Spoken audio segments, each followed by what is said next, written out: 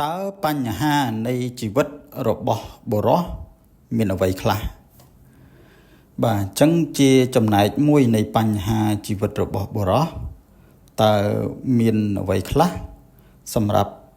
ពេលដែលជួបឬក៏អ្វីដែលកើតឡើងសម្រាប់ជីវិតប្រចាំថ្ងៃរបស់បុរសគ្រប់បុរសទាំងអស់ជាទូទៅតែងតែជួបប្រទះនឹងបញ្ហាជាច្រើននៅក្នុងជីវិតម្នាក់ហើយអាចបណ្ដាលមកពីតួនាទីនៅក្នុងសង្គមការងារសុខភាពផ្លូវចិត្ត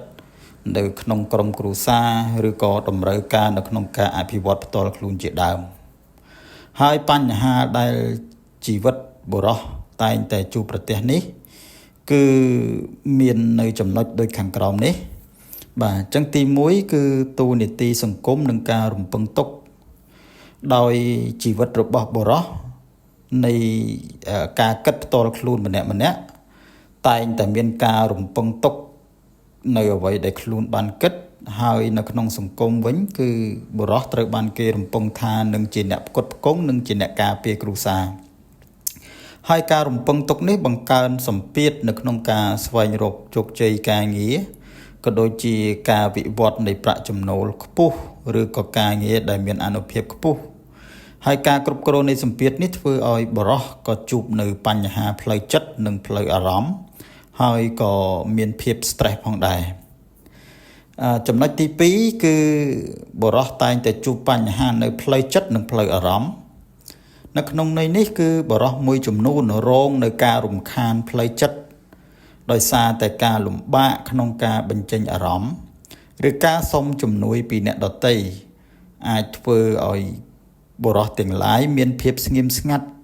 ហើយនឹងការទទួលបាននូវផលវិបាកផ្សេងបន្ថែមទៀតទាំងនេះជាបញ្ហាដែលនាំឲ្យបុរសទាំងឡាយមានភាពឯកាហើយមានបញ្ហាសុខភាពផ្លូវចិត្តឬក៏អាចឲ្យធ្លាក់ខ្លួននៅក្នុងការធ្វើចលនាឬក៏ការទប់ទល់នៃអារម្មណ៍ណាមួយអាចធ្វើឲ្យមានភាពឆេវឆាវឆាប់ខឹងផងដែរចំណុចទី3គឺបញ្ហាដែលបុរសតែងតែជួបប្រទះនោះគឺការងារនិងសម្ពាធហិរញ្ញវត្ថុបុរសនៅក្នុងក្រុមគ្រួសារត្រូវតែជាអ្នកផ្គត់ផ្គង់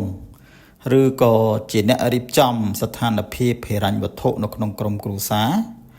ពេលដែលវិបត្តិហិរញ្ញវត្ថុធ្លាក់ចុះធ្វើឲ្យបុរសតែងតែគិតច្រើនហើយមានបញ្ហាប្រឈមច្រើនជាមួយនឹងការផ្គត់ផ្គង់ជីវភាពទៅថ្ងៃខាងមុខដូច្នេះហើយធ្វើឲ្យបុរសមានភាពលំបាកនៅក្នុងការសម្រេចចិត្តក៏ដូចជាការស្វែងរកនៅគំនិតថ្មីហើយព្រមទាំងមានក្តីបារម្ភខ្លាំងនឹងការកើនឡើង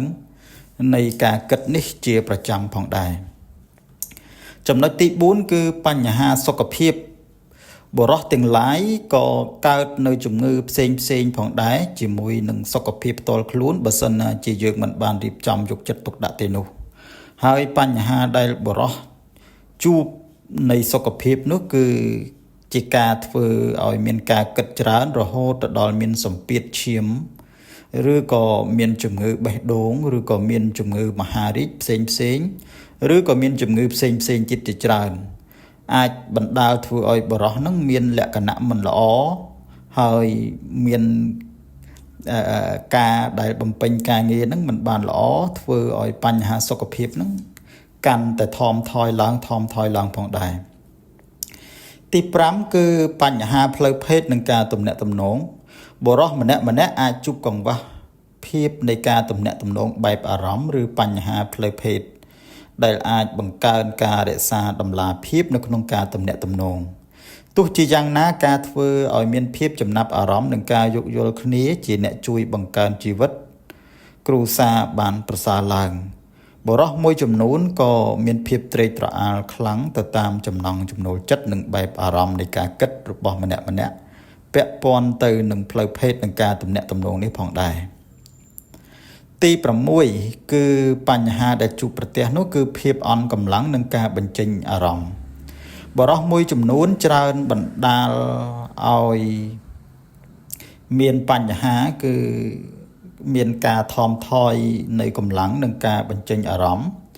ឬក៏ការពិភាក្សាបញ្ហាអារម្មណ៍ជាមួយអ្នកដទៃមិនបានល្អធ្វើឲ្យជាព័ត៌មានមួយមិនទទួលបាននូវភាពពេញលេញបណ្ដាលឲ្យខ្វះការសម្រេចចិត្តពេលខ្លះក៏មានលក្ខណៈមិនច្បាស់លាស់ពេលខ្លះកាយសម្បទារបស់យើងវិវត្តយូរទៅមានភាពខ្សោយនិងវ័យកាន់តែច្រើនធ្វើឲ្យមានភាពលំបាកផងដែរអញ្ចឹងធ្វើឲ្យការអន់កម្លាំងនិងការបញ្ចេញអារម្មណ៍នេះជាបញ្ហានៃជីវិតរបស់មនុស្សម្នាក់ៗដោយសារតែចំណុចនិងបញ្ហានានាដែលបានរៀបរាប់ខាងលើនេះត្រូវបានគេវាតម្លៃថាជាបញ្ហានៃការជួបនៃជីវិតរបស់បរិសុទ្ធប៉ុន្តែក៏មានចំណុចផ្សេងជាច្រើនទៀតឬក៏បញ្ហាផ្សេងជាច្រើនទៀតដែលបរិសុទ្ធបានជួបប្រទះនៃជីវិតរបស់ពួកគាត់បាទអញ្ចឹងខ្ញុំមានប៉ុណ្ណឹងសម្រាប់ធ្វើការចែករំលែកជូនបងប្អូនទាំងអស់គ្នាពាក់ព័ន្ធទៅនឹងបញ្ហានៃជីវិតរបស់បុរសបាទសូមអរគុណ